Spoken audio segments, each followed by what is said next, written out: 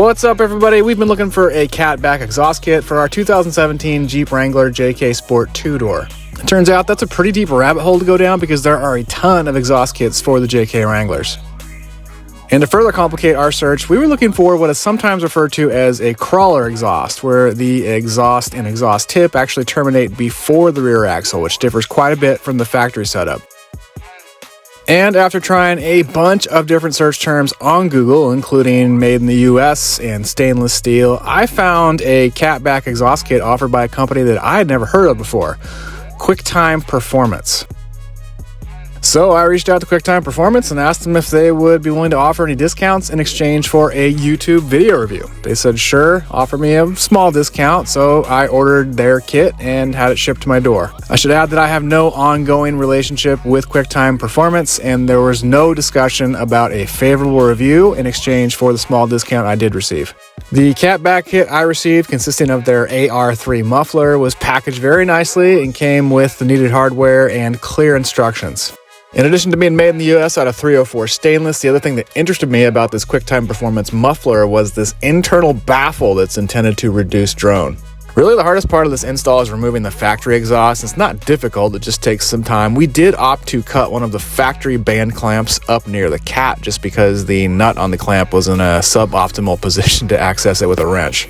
The instructions for this kit do state that it's supposed to come with 3 2.5-inch band clamps because that's the diameter of the system.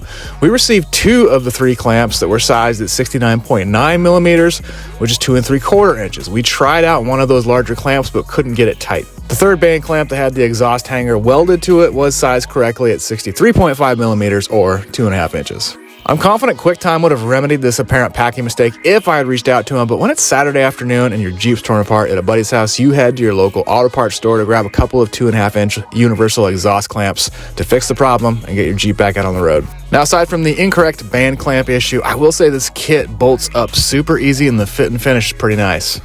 I was fully aware that shifting to this quote-unquote crawler kit that eliminates the factory resonator and includes a smaller muffler than what the factory has was going to increase the volume as well as change the tone of the Jeep's exhaust. I will say that it's not as loud as I thought it would be, and the tone is actually pretty nice between about 0 and 2,000 RPM.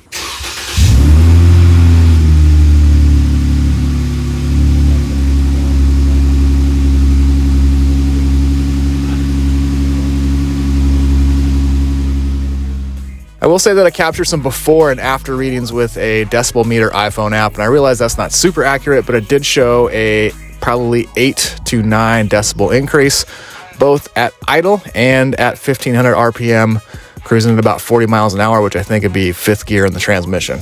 I should also note that this Quicktime kit works on the 4-door Unlimiteds as well as the 2-door JKs. If you're installing this on a 2-door, you do have to cut down the muffler inlet pipe, but those steps are clearly outlined in the instructions.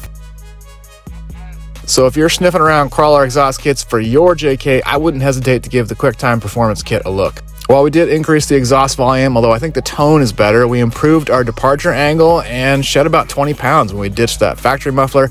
Losing weight on your Jeep is never a bad thing.